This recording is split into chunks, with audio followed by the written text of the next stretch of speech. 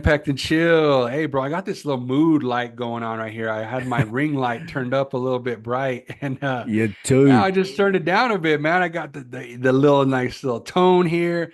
It's dark over here in Colorado, in the Gold Coast, brother. I am ready for this one, man. How you doing, brother? Doing all right, man. Doing all right. Same. But I think there's going to be a lot that will be unpacked in this conversation. But yeah, you've got a bit of a mood going on there. So, mate, you're just loving on yourself right now with that lighting, brother. But how are you, man? It's How the are you? vibe, bro. Yeah. What's going on with you, man? Ooh, man, it was good. It was a good Saturday for me here, man. Got to spend some quality time with the family. Had a nice little, kind of early dinner. Surprisingly, out here in Colorado, bro, we're still well in the 80-degree mark, and that's pretty unheard of for late September for us anyway. So Nice. everybody's reeling for the fall weather, dude. I'm loving the heat. I'm still about it. So I know it's gonna turn off here in the next probably couple of weeks or a couple of days. So I'm squeezing every little bit that I can out of this sucker, bro. Yeah. So it was good. It was a good Saturday Do for me, that. brother. Do Good, that. good, Yeah. man. Good, good. All right, bro. What are we going to talk about today, man? I think this is much needed, but never talked about enough. I think what happens, bro, and this, I'm glad you asked me about what I did today, with my Saturday, how my Saturday was, because a lot of times, especially men, let's target men for this conversation strictly, bro, and saying that if we get into certain spaces in our life, whether it's business, personal, day job, relationship, whatever it is, man, and we just end up kind of meshing everything together and just going nuts, and we don't ever separate anything out and figure out what's important to us or find the people around us that are going to lead us in the right direction. Meaning, not that you're asking for people that, hey, lead me in the right direction, right? Mm, It's not that. It's just you needing those people that are going to be there to help you dust yourself off in the event that you're struggling. mm, And bro, I don't mean just, a coach. Like I told you all the time, bro, you're my brother, right? I know I can go to you and you'll talk to me like a brother, meaning you'll tell me, hey, bro, I'm glad you told me all that. Here's what I challenge you to do next, right? Here's what I would say we do. And we just have this wicked conversation, bro, about picking each other up. No different than spending time with the family, right? That's a recharge, Aaron. yeah. All of that is important. Every part of every element is important. So what we're going to talk about today, man, is finding your tribe, finding your people. Yeah, and I think the one thing that I really want to highlight is that we'll be talking from personal experience, and if there's anything that we or especially myself, and I know you are as well, that anything that we mention in regards to what we see the behaviors of other men is because we were those men, and to a Yes. degree, I think we still are. Hence, why the conversation needs to happen. All you need to have a look at is the suicide stats, not only in Australia, but Ooh. also in America. And it's been consistent for the last few years now that the last stat that was taken out in 2020 would have been 2023, 75% of all suicides were men. And it's like, Wow. so for me, it's like, look at it and go, okay, well, why is that? Like, is it because men are struggling in this world? Is it because they just don't know how to reach out and have conversations? And look, I get that on both sides, like both men and women, in your so-called circle. If you're wanting to reach out with a problem you have in your own life, or if you are stuck in your own life, you've got some darkness, and you're just like you're trying to get out and you're trying to seek help from people on both sides, both men and women will go harden the fuck up. And for a lot of people that Mhm. are stuck, that's not going to solve an issue. Like you've got someone that's reaching out for help. And if you've got either a partner, family, friend circle, male and female going, dude, what the fuck's your problem? Like, harden the fuck up, stop being a pussy. When you've got that, like constantly coming at you, how do you think as a man, how do you think you're going to react to that? Like, you're just going to go, no one fucking Right. cares. No one fucking cares. Like, you're stuck. Right.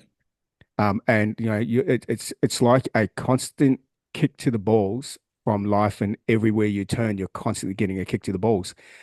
So for both you and I mean, hey, fuck, let's look at 2 years ago for you. where life just absolutely crumbled around you, completely crumbled around you. And how you managed to get out of the darkness that you were in. I'm not going to go and look at losing both my parents that got that.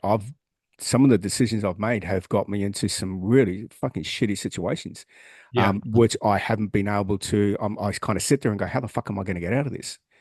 And I also look at like everything that I'm doing from a business point of view. It's like, well, when you're not getting runs on the board from a business perspective, in other words, when Mhm. you're not getting money in the bank, it's like, what the fuck am I not doing? So Yeah. when you look at it, all of those things, because all we want to do is, I think to a degree, we see a lot of people out there succeeding in life. They're living a life of their desires. They have, enough money than they need. Life is a bliss and a dream. But we only see what they want us to show us. So we only see the good things, but we actually don't understand. We don't know what's happening behind closed doors as well. But a lot of us aspire to having that kind of life, the happiness, being able to have the freedom to do all the things we want to do, have the body that we desire that is, sexually desiring to the opposite sex. There's a lot of us that want that. But if you don't have that, where are you? I mean, where do you go from this? Like, what's the internal dialogue? There's a lot of fucking hate. There's a lot of hate on you, and there's a lot of that. I'm not worthy. There's a lot of the unkind words that you're speaking to yourself in regards to Mhm. what you actually, what how you see yourself in the mirror.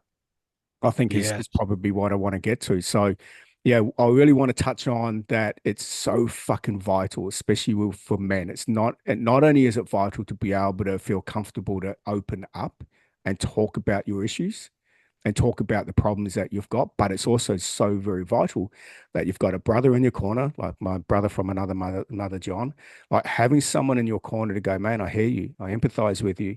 It's like, but what do we do now? And not to keep you stuck or to pull you away from, our purpose and what we really enjoy doing. So I really want to hear from you. And we've talked about it a little bit on these podcasts in regards to how you felt a couple of years ago. Yeah. Obviously the tragic circumstances that you went through, but also what pulled you out of it.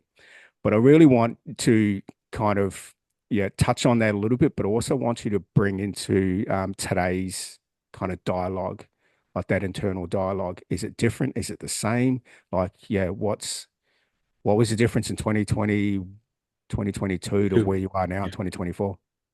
Yeah, I love it, bro. Thank you for that. And I will say, man, just imagine this for a second. 2022 occurs, worst day of my life, nightmare, living nightmare that I experienced back then. Imagine what was next.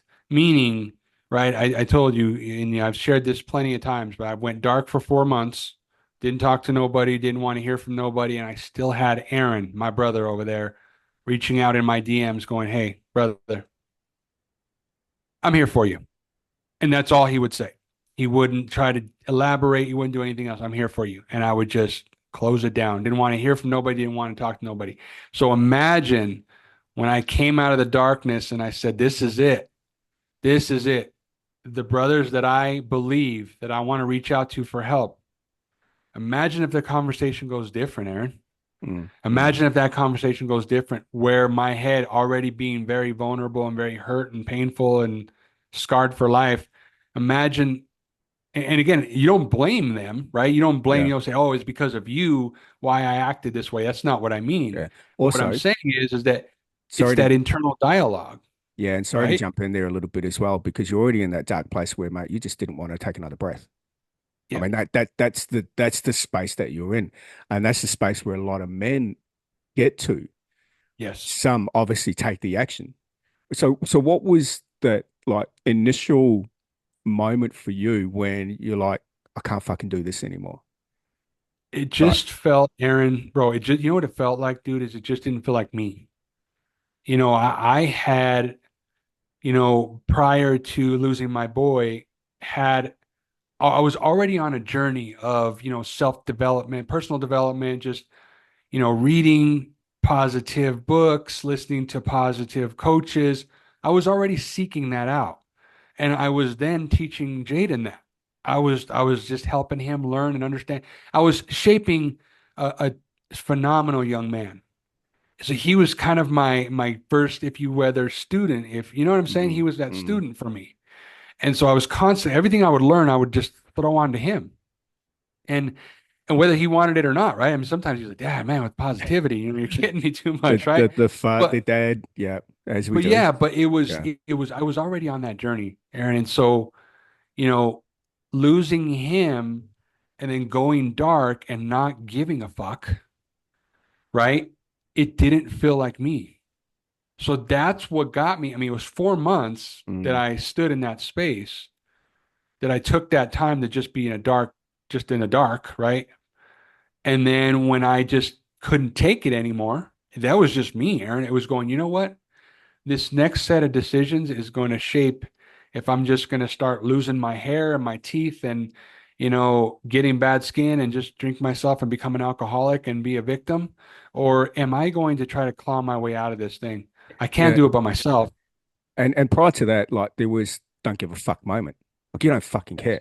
And I Yeah. think along the way also, like, you've got a family, you've got an immediate family. It's like there's Yeah. that point where you just don't give a fuck about them either. Yeah. So the point that you're at, like you're literally at, I don't want to get out of here. I don't want to take another breath. Like I can't do this. And you've still got people around you that are that care and Hmm. love you Hmm. on that, but you just can't feel that. All right. So that light went on. Yeah. And you're in the darkness, and you know what? Let's look at the analogy that a light was shone on you. The light Yeah. went on. That light went on, and it's like, okay, now I can see. Like you're still blurry. You can't fucking see clear. Obviously you reached out to a couple of other blokes as well. Yeah.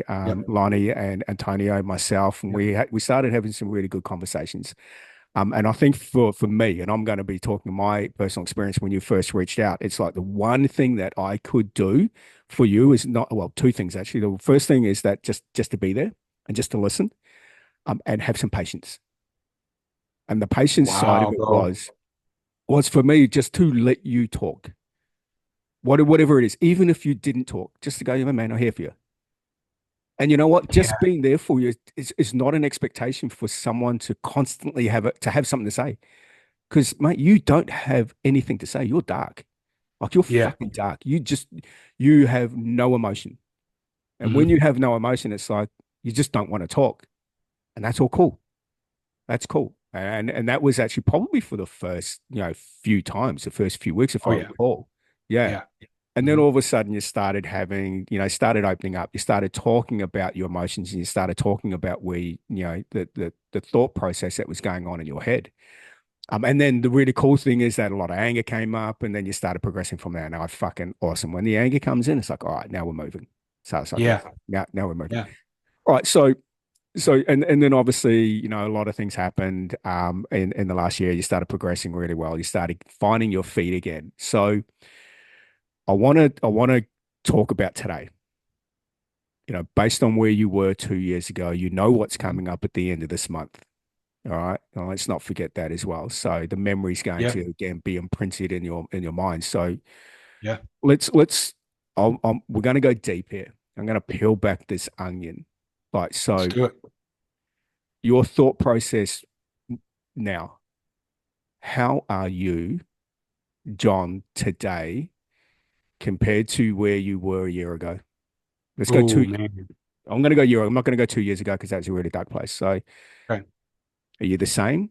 Are you different? Like what are you saying to yourself? The space that I live in now, Aaron, is I know that there are other people that have gone through the same thing that I have, the exact same thing that I have, right? And so the approach that I take is this: what can I tell John last year? How can I deliver who I am today to John last year? Right? Like you say, not even 2 years ago. How about just last year when John thought he had it all together last year? Mm, Because, bro, I mean, and again, I won't spend any time on this, but I'll just if you remember last year, I was about weeks away from joining the major league sports team out here because I joined them in November of last year. So what do you think happens to that guy last year? That guy thought he made it. Yeah. Yeah. So think about and I think about that guy last year and I go, man, this guy, I hadn't even launched my business yet. So who was I? I was just a guy with a hobby and a dream and a few, Instagram live followers, right? And so I look at it now and I go like this, Aaron, what can I do to help others, right? In that space, right? Whatever it looks like, bro, what advice can I give that John back then?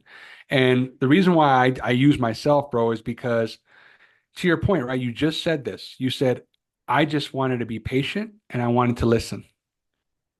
So who can I actually get in front of, tell my story, Mm. and them actually go, I trust that guy with my story. Because I'll be honest with you, Aaron, the more I tell my story, the more I get a story back. Every time, Aaron. I'm not kidding. I've had this happen. Total strangers have literally listened to my story. And this is casual conversation, bro. I'm talking about coffee lines. I'm talking about at the store.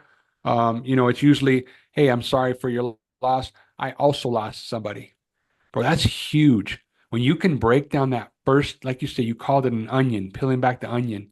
When you can break that barrier, dude, because this is the thing, Aaron, you had to break that barrier with me. I was your brother.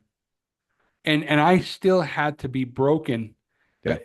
I had to peel back that layer, but it was on my terms. But It hang wasn't on. when Aaron was ready. But I You were love that you said that, bro. you were already broken though. I mean that's the point. You were broken to the point where it's like, how can you put yourself together? I Yeah. want to also touch on that, you're part of a grief group, which I think is fucking amazing because that's you knowing that I get this and I want to be the support for those Yes. people around you.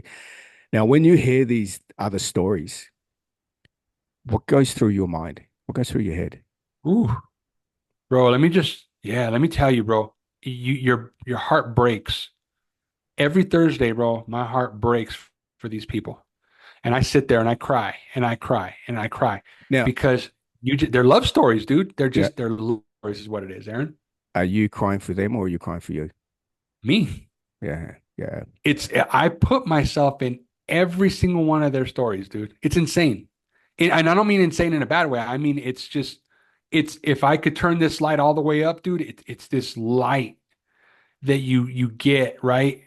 And there's something empowering, Aaron, about somebody telling you their story. They trust you enough to tell you their story. But also, That is they're, huge, bro. they're hurting so much that they can't bottle it up any longer. Right. And they It's have to, overflowing. yeah, and they have to be able to express that. And there's no one else around them. The only people are strangers in this grief group. Because Yeah. again, it's a faith. You're in a place of faith, so it's an element of trust there anyway.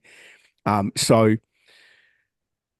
knowing that this is where you're at, like I'm not even going to talk about our coaching programs. I mean, that's furthest from this conversation that we're at. So as a man, being able to open up to another man and being accepted by other men to share the heartbreak that you're going through and the darkness and the fucking hurt and the anger and the rage and all that, all the emotions.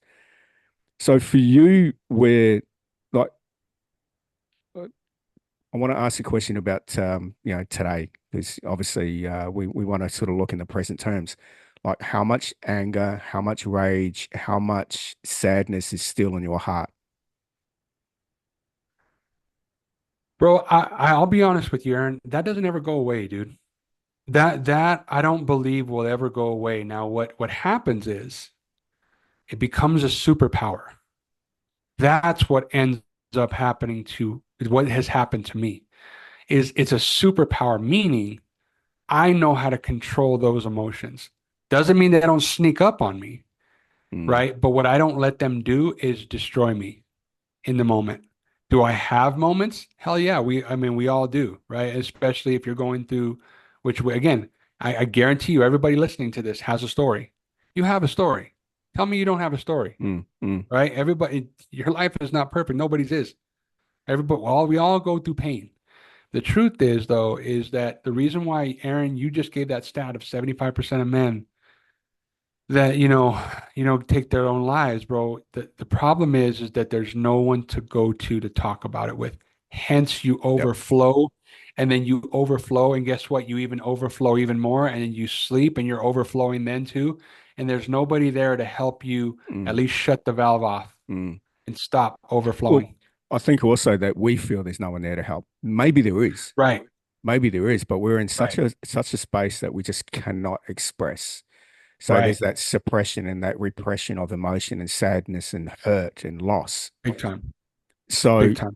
yeah, so for you when you're in this environment where you're just listening to other people's stories, like I mean, do you feel that that is all they need is just someone to listen, or do you also go, no, this has to be a consistent, you've got to be able to continually tell your story, and in order for you to move forward, like what's the process? I mean, let's talk about your own personal process, not necessarily the grief share. Yeah, So, and this is always going to be a constant for you moving forward. Like you say, with every one of us is experienced loss in one form or another. yeah. And every one of us has experienced hurt in one form or another, and every one of us in one form or another is carrying that hurt for our entire lives. So, what's the I'm not even going to talk about strategy. Like, what's the thought process for you when you feel the emotion come up and the darkness and the sadness and the rage and all that? When you feel that come up, what do you how do you internalize that? When that happens, bro, I love that you keep bringing up the grief share group, man, because I joined that right after, when I came out of the darkness, right? So I Mm, reached out mm, to my bros, and you guys listened, and you continually said you were there for me. And at the drop of a hat, if I called you or if I texted you or anything, you guys were there for me. So there's that, right? But then at work is where I found Grief Share, found it through one of the directors who gave me the link. And bro, it's just been a lifesaver. And here's why I say that. This same group that I'm with has been the same group, meaning there has been mm, people that have come in and out that have been new. Of course, this happens every day. We know that. It's just when are the people ready to join and really share or even just listen to other stories? I've heard from so many people in there that say, I'm just in here to listen. I'm not ready to tell my story yet, but I'm here to listen. It's so powerful, Aaron, because what happens to me is if I do have that kind of week, I can't wait to go talk about it with my other people. Does that make sense? It's such a thing that I know I have this other family that knows exactly what I'm going through. And I can't wait to see them, give them hugs, cry with them, laugh with them, and really just express everything that needs to be expressed for the week. Bro, it's just like anything else, man. It's what I need now. mm, I realize this, bro. I because the thing is that these sessions they go and then they stop, and then we take off about 2 3 months, and then we go back again. During the off time, I've got to find something else, mm, whether it's another grief share group or whether it's staying in contact with these people and just making sure we meet up. I just realized that that's what I need, right? That's what I'm addicted to is really just making sure that I am surrounding myself with those type of people. It's crazy to say, Aaron, but it's such a calming, soothing thing for me to the point where when I get home, my wife usually does not ask me how it went because it's all processing. I I leave there with such gratitude, and sometimes I've sent you even messages after I mm, leave there, mm, usually crying, saying, "Hey, I'm grateful for you, brother. If this is my last night, this is my last breath. I just want to tell you how much I'm grateful for you." Bro, you just get in this space, Aaron, where you shrink it down to those moments, and all of these things that are just problems that are on top of problems that are on top of problems, they all get checked at the door. That's the best way I could describe it to you, man. And that's what I need in order to maintain. And this is the thing, Aaron. If you were to tell me, if you were to play devil's advocate and say, "What if that goes away, John? What are you going to do?" I wouldn't crash and burn. no. I just know now what I need to find. That's it. Because there's plenty out here for me to find. It's not that I don't know where to go or, oh my gosh, what am I going to do now? No, I would know exactly what to do. And that's what I love. You know what? That's actually really cool that you say that a year and a half in that you just can't wait to see these people and hug them. And it's like, hey, you're all there for each other. Now, the really interesting thing is that you mentioned that people just be there, not ready to share their story. They just want to just be in someone's presence and listen to other people's stories. And again, it's an experience thing as well. It's like, whether or not they are just waiting for other people to be able to share their Yeah, stories. So it's them. Now, the really interesting thing though, and especially from a man's perspective, is that just to get there and not even say anything, but just to be in that room, you know how fucking hard that is? that's hard. You know how That's that so hard. that would take so much fucking energy just to be in that room because the last thing you want is to be around people. You just do Right. not want to be around fucking anyone. So at some point, there's an element of loneliness. At some point, there's an element of that, you know what, I just need to be somewhere. And I think for a lot of people, the church is that place. God, Jesus, it's just that place for them. So in closing this out, like, and this has been awesome. Like we could have such an incredible long conversation, but you know what? We're going to stick to our little motto of keeping this short and sharp and straight to the point. And I know we can open this up, and I don't a serious. It is a bit of a somber kind of podcast, but I think at the same time also this episode's so fucking vital and so needed that there's the every single one of us is going through shit. Every Yes. one of us. And I Yes. think now more shit than ever. You look at the last 4 years, Yes. you look at where we are now. Look, from a man's perspective, you're looking at yourself in the mirror, you're fat, you're fucking overweight, you're broke, you're dependent on stuff, like you've got no habits, you're all over the place, you're just fucking lost, you have no one in your corner, you've got no one to love, like you're addicted to porn, like all of these things every single male is experiencing, not all of them, but there are some men that are experiencing all of that all at the same fucking time. Now, I know every single one of us there's a lot of us that are worrying about money, like worrying about not only living paycheck to paycheck, not only looking at that we've got these business things that we're working on and we're not getting any fucking runs on the board. In other words, we're not getting any money in the bank. So there's that issue because if you're a father, a husband, you're trying to provide for the family. If you've got no money coming in, like how does that fucking play on you? I Right. mean, it's incredible. It's incredible. Again, you tell yourself you're not worthy. You're not good enough. So what do? You become a fucking slave for the rest of your life. You're hoping that you can get by and you're living a mediocre life. I mean, that sucks. Yeah. That fucking sucks. I think I experienced that after my divorce. So yeah, it fucking hurts. But then also Wow. you look at yourself, and you look at yourself in the mirror, you're overweight, you're eating shit. Your skin looks fucking crap. You're not taking care of yourself. Again, you've got that. So then the self-worth thing goes down even lower. And you're not in a relationship. You don't have a loving relationship. You might be in a relationship, but it's not a loving relationship. Then how do you feel about yourself? Again, like your emotions just go lower and lower and lower. So again, that There we pit go. and that hole that you're in. So Wow. in closing this out, like, and then you put loss on top of all of that, dude. It's a fucking hole. It's a dark, deep fucking hole. Yes. That moment that light came on, that moment, what was the single most valuable thing you told yourself in that moment? Just get up. I'm not kidding you when I say that. Just get up. Because you and I mentioned on last week's pod Mm. that there's probably people that are laying in bed right now. Fuck the world. I'm done. I don't want anything to do with this. You know what? Everything that I ever known and loved is gone. Fuck this. I'm done. Just get up.